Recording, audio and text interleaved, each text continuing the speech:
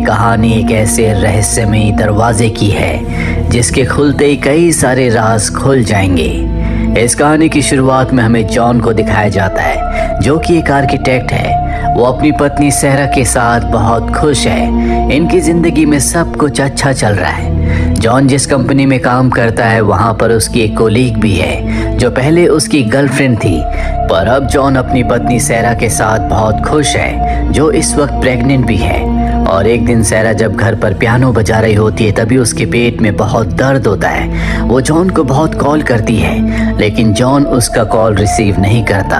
दरअसल इस वक्त जॉन ऑफिस में होता है। कुछ देर के बाद जब वो अपना फ़ोन चेक करता है तो उसमें सहरा की बहुत सारी मिस्ड कॉल्स होती हैं। उसे पता चलता है कि सहरा हॉस्पिटल में है। वो सहरा से हॉस्पिटल मिलने जाता है, जहाँ पर उसे पता चलता है कि उसका मिसकैरेज हो गया, जिस बात से सहरा और जॉन बहुत दुखी हो जाते हैं। इन दोनों ने इस घर में अपने होने वाले बच्चे के लिए बहुत सारे सपने देखे थे, इसीलिए अब सहरा का इस घर में दिल नहीं लगता। वो जॉन से कहती है कि हमें एक दूसरा घर लेना चाहिए। जॉन उसकी बात मान जाता है। दरअसल वो सहरा की मनोस्थिति अच्छे से जानता है, इसीलिए घर ढूंढना शुरू कर देते हैं। बहुत सारे घर देखने के बाद भी इन्हें कोई घर पसंद नहीं आता। इनकी जो रियल एस्टेट एजेंट होती है वो कहती है कि मेरा एक दोस्त है, मैं तुम्हें उससे मिलवाना चाहती हूँ, शायद उसके पास कोई सॉल्यूशन हो। और अब वो एजेंट इन दोनों को अपने दोस्त के घर ले जाती है, जो शहर से थोड़ा सा बाहर होता है। ये घर बहुत ही आलीशान है, जहाँ पर इस घर का ओनर, जिसका नाम एमिड है, वो सहरा और जॉन का वेलकम करता है। इन दोनों को ये एमिड का नेचर बहुत पसंद आता है। वो अपना पूरा घर इन्हें दिखाता और बताता है कि पिछले 10 सालों से मैं इस घर को रेनोवेट कर रहा हूँ, लेकिन इस घर से मुझे कभी खुशियाँ नहीं मिली। एक बार मुझे इस घर से खुशियाँ मिली थी जब मेरी पत्नी मेरे साथ थी। इस वक्त उसकी पत्नी उसके साथ नहीं होती। उसकी पत्नी कहाँ गई, उसका क्या हुआ, इस बारे में एमिड इन दोनों को कुछ नहीं बताता। एमिड पूछता है कि तुम नया घर क्यों खरीदना चाहते हो। सहरा कहती है कि हम पुरानी यादों को पीछे छोड़कर एक नई शुरुआत करना चाहते हैं। एमिड कहता है कि ये बहुत अच्छी बात है, हर एक इंसान को जिंदगी में नई शुरुआत करने का मौका मिलना चाहिए। ये दोनों देखते हैं कि यहाँ पर बहुत सारे हथियार भी हैं। एमिड बताता है कि ये हथियार इस घर से जुड़े हुए हैं। इस घर की खुदाई के दौरान हमें ये मिले थे, इसीलिए मैंने इन्हें घर पर ही रखा हुआ है। ये सब के सब रात को बहुत अच्छा टाइम स्पेंड करते हैं। एमिड कहता है कि आज रात को तुम दोनों यहीं पर रुक जाओ। सहरा उसकी बात मान जाती है। अगली सुबह दोनों के दोनों जब उठते हैं तो ये देखते हैं कि एमिड घर पर नहीं है। उसने इन दोनों के लिए एक लेटर छोड़ा होता है, जिसमें लिखा होता है कि ये घर मैं तुम्हें दे सकता हूँ, यहाँ तुम अपनी जिंदगी की नई शुरुआत कर सकते हो। बस एक ही शर्त है, नीचे एक दरवाजा है जो कि बेसमेंट यानी कि तहखाने का है। उस दरवाजे को कभी मत खोलना। अगर तुमने उस दरवाजे को खोला तो मैं तुमसे घर वापस ले लूंगा, और अगर तुम घर को नहीं खोलते तो तुम हमेशा यहाँ पर रह सकते हो। ये घर तुम्हारा हो जाएगा। सहरा और जॉन को ये बात बहुत अजीब लगती है, लेकिन इन दोनों को ही ये घर बहुत पसंद होता है। ये दोनों यहाँ पर रहना चाहते हैं, लेकिन जॉन के दिमाग में बहुत सारे सवाल होते हैं कि नीचे तहखाने में क्या है, क्यों इन दोनों को दरवाजा खोलने से मना किया गया। सहरा उसे समझाती है कि हमें इस बात से कोई लेना देना नहीं कि वहाँ पर क्या है। ये बहुत ही आलीशान घर है, हम यहाँ पर अपनी जिंदगी की नई शुरुआत कर सकते हैं। जॉन उसकी बात मान जाता है और अब इनकी रियल एस्टेट एजेंट भी यहाँ पर आ जाती है। दरअसल एमिड ने उसे सब कुछ बता दिया होता है। ये दोनों अब यहाँ पर रहना शुरू कर देते हैं, इसीलिए ये एक हाउस वार्मिंग पार्टी रखते हैं, जिसमें इन दोनों के बहुत सारे फ्रेंड्स आते हैं। यहाँ पर जॉन की वो कोलीग भी आती है जो उसकी एक्स गर्लफ्रेंड थी। दरअसल जॉन ने उसे इनवाइट नहीं किया था, वो बिना इनविटेशन के पार्टी में आ गई थी। जॉन उसे अकेले में ले जाता और बताता है कि अब मैं शादीशुदा हूँ, मैं अपनी पत्नी के साथ बहुत खुश हूँ, हमारा जो रिश्ता था वो खत्म हो चुका है। तभी बाहर एक आदमी आता है जिसके हाथ में गैसोलीन होता है। उसकी बॉडी लैंग्वेज, उसके एक्सप्रेशंस को देखकर ऐसा लगता है जैसे वो अपने आप को जलाना चाहता है। तभी वहाँ पर जॉन आ जाता है। वो बताता है कि पहले मैं भी इस घर में रहा करता था, इससे पहले कि बहुत देर हो जाए, सब कुछ खत्म कर देना। ये कहकर वो आदमी वहाँ से चला जाता है। जॉन को कुछ समझ नहीं आता कि उस आदमी ने ऐसा क्यों कहा। उसके दिमाग में अब भी बहुत सारे सवाल हैं, जो सारे के सारे सवाल नीचे तहखाने से जुड़े हुए हैं। वो जानना चाहता है कि उसके अंदर क्या है, पर चाहकर भी वो उस दरवाजे को नहीं खोल सकता, क्योंकि अगर उसने दरवाजे को खोला तो उन्हें इस घर को छोड़ना होगा। वहीं अगले दिन सैरा को दिखाया जाता है, जो अपनी नेबर के घर जाती है। उसकी नेबर उसका वेलकम करती है, और जब सैरा अपने घर जा रही होती है तो वो उसे कहती है कि मैं उम्मीद करती हूँ कि तुम इस घर में टिक पाओगी।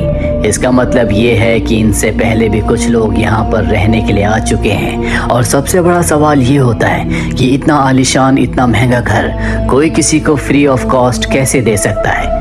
वहीं जॉन जब ऑफिस पहुंचता है तो उसकी जो एक्स गर्लफ्रेंड होती है, जो उसकी कोलीग भी है, वो उस पर आरोप लगाती है कि जॉन ने मेरे ऊपर सेक्सुअल हरासमेंट किया है। जॉन को ऑफिस से निकाल दिया जाता और कहा जाता है कि जब तक हम इसकी इन्वेस्टिगेशन पूरी ना कर लें तब तक तुम ऑफिस नहीं आ सकते। जॉन ये बात अपनी पत्नी सैरा को नहीं बताता। वो अक्सर घर पर ही रहता है और सैरा को शक ना हो इसीलिए कभी कभी वो बाहर चला जाता है। अब एक दिन जब वो बाहर होता है, फोन पर बात कर रहा होता है, तभी उसका ध्यान तहखाने के दरवाजे पर जाता है। वो तय करता है कि आज वो इस दरवाजे को खोलकर नीचे देखेगा कि वहाँ पर क्या है। वो उसे खोलने की कोशिश करता है। इस कोशिश में उसके हाथ पर चोट भी लग जाती है, जिसके बाद वो दरवाजे को नहीं खोलता। रात को जब वो सैरा के साथ डिनर कर रहा होता है तो वो कहता है क्यों ना हम उस दरवाजे को खोलें। वैसे भी अगर हमने दरवाजा खोल दिया तो एमेट को कैसे पता चलेगा कि हमने दरवाजा खोला था।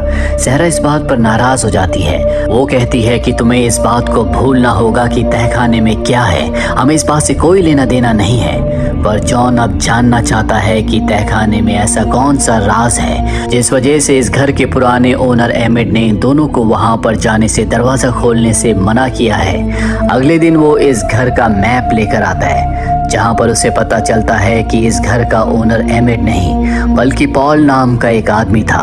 पॉल वही आदमी है जो इनके घर के बाहर पार्टी वाले दिन गैसोलीन लेकर आया था, जिसने जॉन से कहा था कि इससे पहले कि बहुत देर हो जाए सब कुछ खत्म कर देना। और अब नक्शा देखने के बाद जॉन को पता चलता है कि घर के अंदर से ही तहखाने तक जाने का एक दूसरा रास्ता भी है। और जब सैरा घर पर नहीं होती वो उस दूसरे रास्ते को ढूंढने की कोशिश करता है। जल्दी उसे रास्ता मिल जाता है, वो नीचे पहुंच जाता है, लेकिन अब भी उसके सामने एक गेट है, जिस गेट को खोलने के बाद ही वो नीचे तहखाने में जा सकता है। पर इससे पहले कि वो जाता उसे गाड़ी की आवाज आती है। वो समझ जाता है कि सैरा आ चुकी है, इसीलिए वो वहां से बाहर आ जाता है। जिसके बाद वो अपनी कोलीग, अपनी एक्स गर्लफ्रेंड से मिलने के लिए जाता है। वो एक पार्किंग लॉट में उससे मिलता है, जहाँ पर वो कहता है कि तुम ये सब क्यों कर रही हो। वो कहती है कि आज जो कुछ सैरा के पास है उस सब पर मेरा हक होना चाहिए था। तुमने मुझसे वादे किए थे, जिन वादों को तुमने तोड़ दिया, और अगर तुमने अब मुझे नहीं अपनाया तो मैं तुम्हारी पत्नी सैरा को सब कुछ बता दूंगी। जॉन कहता है कि अगर तुमने ऐसा किया तो मैं तुम्हें जान से मार दूंगा। दरअसल अब तक सैरा को नहीं पता कि उसकी एक्स गर्लफ्रेंड की वजह से उसे जॉब से निकाला गया है, और जब तक इन्वेस्टिगेशन नहीं होती वो जॉब पर वापस नहीं जा सकता। लेकिन हर रोज जॉन घर से निकल जाता है ताकि उसकी पत्नी सैरा को उस पर शक ना हो। अब एक दिन सैरा जब अपने घर को रेनोवेट कर रही होती है तभी उसकी तबीयत खराब हो जाती है। टेस्ट करने पर उसे पता चलता है कि वो प्रेग्नेंट है, और तभी बेड के नीचे उसे वही नक्शा मिलता है जो इस घर का है, जो जॉन लाया था। उस नक्शे को देखकर उसे पता चलता है कि नीचे तहखाने तक जाने का एक और रास्ता है। उसे वो रास्ता मिल जाता है। तभी हमें घर के बाहर दिखाया जाता है, जहां पर जॉन की कोलीग आ जाती है। दरअसल वो सैरा को सब कुछ बताना चाहती है। वो घर के अंदर आकर देखती है जहां पर जॉन और सैरा की फोटोज होती है। साथ ही उसे वो टेस्ट भी दिख जाता है, जिससे उसे पता चलता है कि सैरा प्रेग्नेंट है। तभी हम सैरा को देखते हैं जो नीचे बेसमेंट से ऊपर आती है। घर का दरवाजा खुला हुआ है, लेकिन घर में कोई नहीं होता। कुछ देर के बाद जॉन जब अपने घर के बाहर अपनी गाड़ी में होता है तो वो अपनी कोलीग, अपनी एक्स गर्लफ्रेंड की गाड़ी वहां पर देखता है। उसे देखकर उसे बहुत गुस्सा आता है। उसे पूरा यकीन हो जाता है कि उसने सैरा को सब कुछ बता दिया, इसीलिए वो अपनी गाड़ी से उसकी गाड़ी का पीछा करता है, लेकिन वो गाड़ी को बहुत स्पीड से चलाती है, इसीलिए जॉन उसे चेज नहीं कर पाता, जिससे उसे बहुत गुस्सा आता है। रात को जब वो घर पर आता है तो उसे लगता है कि सैरा अब उससे लड़ेगी, और सैरा बस उससे यही कहती है कि मुझे घर का मैप मिल चुका है जो तुम लाए थे। तुम बेसमेंट में दूसरे रास्ते से जाने की कोशिश कर रहे थे। मुझसे वादा करो कि तुम ऐसा कभी नहीं करोगे। जॉन उसकी बात मान जाता है। सैरा उसे ये भी बताती है कि वो प्रेग्नेंट है, जिससे जॉन बहुत खुश हो जाता है। अगले दिन जॉन को उसकी कंपनी से कॉल आता है, जिसमें उसे बताया जाता है कि उसके ऊपर उसकी एक्स गर्लफ्रेंड यानी कि कोलीग ने सेक्सुअल हरासमेंट का उस पर जो आरोप लगाया था वो पूरी तरह से बेबुनियाद है। वो एक बार फिर से अपनी जॉब ज्वाइन कर सकता है। जॉन को इससे बहुत खुशी होती है। वो एक बार फिर ऑफिस जाना शुरू कर देता है, पर एक हफ्ता बीत जाता है। उसकी कोलीग एक हफ्ते से गायब है, उसी दिन से जिस दिन जॉन ने उसकी गाड़ी का पीछा किया था। अब जॉन जब अपने घर में अपने होने वाले बच्चे के कमरे को रेनोवेट कर रहा होता है, तभी उसे एक तस्वीर के पीछे एक गोली दिखती है, जिससे उसके दिमाग में एक थ्योरी आती है। वो अपनी पत्नी सैरा से कहता है कि इस घर में रहने वाले पहले ओनर, जिसका नाम एमेट था, आज से 20 साल पहले उसकी पत्नी और उसका बेटा उसे छोड़कर चले गए थे। मुझे लगता है कि उसने उन दोनों को मारकर नीचे तहखाने में उनकी लाशों को दफना दिया। हमें वहां पर जाकर देखना चाहिए। सैरा कहती है कि ऐसा कुछ नहीं है। अगर उसने अपनी पत्नी और बेटे को मारा होता तो पुलिस उन्हें ढूंढने के लिए यहाँ पर जरूर आती, उन्हें तहखाने में लाशें मिल जाती। हमें इन सब चीज़ों के बारे में नहीं सोचना चाहिए। वैसे भी मैं प्रेग्नेंट हूँ, मेरे आने वाले 9 महीने बहुत टफ होने वाले हैं। जॉन उसकी बात मान जाता है। अब अगले दिन जॉन के घर में पुलिस इन्वेस्टिगेशन करने के लिए आती है, जहां पर जॉन से कई सारे सवाल पूछे जाते हैं। जॉन सभी सवालों का सही सही जवाब देता है। वो कहता है कि पहले मेरे रिश्ते थे, लेकिन अब मेरा उससे कोई रिश्ता नहीं था। साथ ही उसने मेरे ऊपर झूठा सेक्सुअल हरासमेंट का आरोप भी लगाया था, जो कि पूरी तरह से गलत था। उसकी पत्नी सैरा ये सब कुछ सुन लेती है।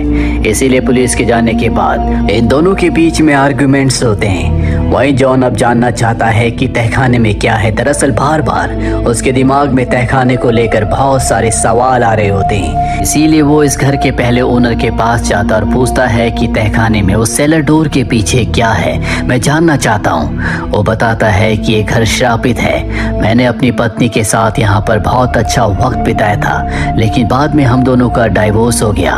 तुम उस दरवाजे को मत खोलना। अगर तुमने दरवाजा खोला तो तुम्हारा कॉन्ट्रैक्ट टूट जाएगा। तुम्हें उस घर से जाना पड़ेगा। दरअसल वक्त बीतने के साथ साथ पॉल की दिमागी हालत कमजोर हो चुकी है। जॉन को अपने सवालों का जवाब नहीं मिलता, इसीलिए वो तय करता है कि किसी भी कीमत पर वो तहखाने के दरवाजे को खोलेगा। वो घर जाकर उस सेलर डोर का तहखाने के दरवाजे का ताला तोड़ देता है, पर इससे पहले कि वो उस दरवाजे को खोलता, सैरा पीछे से आकर उसके सर पर वार करती है, जिससे वो बेहोश हो जाता है। और जब उसे होश आता है तो घर के अंदर होता है। सैरा उसके सामने होती है। वो पूछता है कि तुमने ऐसा क्यों किया। सैरा कहती है कि अगर तुमने उस दरवाजे को खोला तो मेरे बहुत सारे राज खुल जाएंगे। वो समझ जाता है कि उसकी कोलीग को और किसी ने नहीं बल्कि सैरा ने ही मारा है। जॉन पूछता है कि तुमने ऐसा क्यों किया। सैरा कहती है कि उस दिन वो हमारे घर पर आई थी और वो कह रही थी कि जो कुछ आज तुम्हारे पास है उस सब पर मेरा हक है। वो मुझसे तुम्हें छीनना चाहती थी। मैंने उससे ऐसा कहने से मना भी किया, लेकिन वो बार बार एक ही बात को बोल रही थी और धीरे धीरे मेरी तरफ बढ़ रही थी। इसीलिए मेरे हाथ में जो गन थी मैंने उससे गोली चला दी, जिससे उसकी मृत्यु हो गई। दीवार पर जो गोली जॉन को मिली थी वो गोली उन्हीं गोलियों में से एक थी जो उसने जॉन की एक्स गर्लफ्रेंड यानी कि कोली के ऊपर चलाई थी। वो बताती है कि उसे मारने के बाद उसकी बॉडी को मैंने नीचे बेसमेंट में छुपा दिया, जिसके बाद मैं उसकी गाड़ी लेकर यहाँ से निकल गई और जंगल के बीचों बीच छोड़ दिया। जॉन को समझ में आ जाता है कि उस दिन जब वो अपनी कोलीग की गाड़ी का पीछा कर रहा था तो उसे सैरा चला रही थी। जॉन कहता है कि मैं पुलिस को सब कुछ बता दूंगा। वो कहती है कि ऐसा मत करना, अगर तुमने ऐसा किया तो पुलिस तुम्हें पकड़ लेगी, क्योंकि मैं सरकारी गवाह बन जाऊंगी। मैं कहूंगी कि तुमने ही अपनी कोलीग को मारा है, क्योंकि वो तुम्हें ब्लैकमेल कर रही थी। वो तुम्हें अपनी जिंदगी में शामिल करना चाहती थी और तुम अपने परिवार को नहीं खोना चाहते थे। इसीलिए तुमने उसे मारकर उसकी बॉडी को नीचे बेसमेंट में छुपा दिया। पुलिस मेरी हर एक बात को मानेगी, क्योंकि हर एक बात तुम्हारे खिलाफ जाती है। जॉन को समझ में आ जाता है कि पुलिस कभी उसकी बातों का विश्वास नहीं करेगी। सैरा उसे प्यार से समझाती है कि हमारा बच्चा इस दुनिया में आने वाला है, हम उसके साथ एक नई जिंदगी की शुरुआत कर सकते हैं। मैं नहीं चाहती कि उसके होने के बाद उसे पता चले कि उसका पिता जेल में है। जॉन को उसकी बात माननी पड़ती है।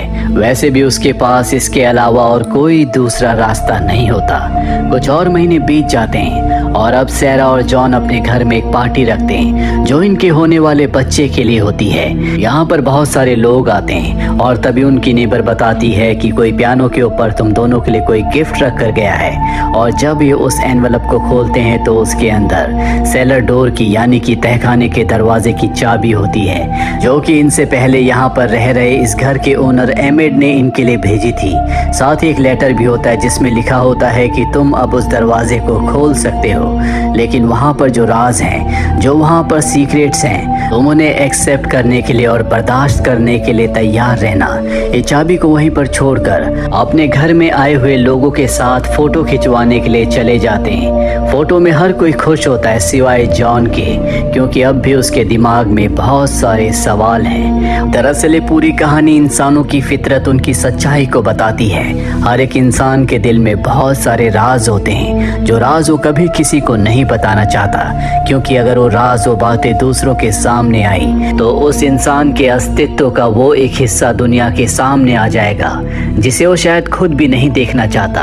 और ऐसे राज, ऐसी बातें हर एक इंसान की जिंदगी का हिस्सा होती है, जिन्हें वो ताला लगाकर अपने दिल के अंदर हमेशा के लिए कैद रखता है, जिसकी चाबी वो कभी किसी को नहीं देना चाहता, क्योंकि वो नहीं चाहता कि कोई भी उन्हें देखे।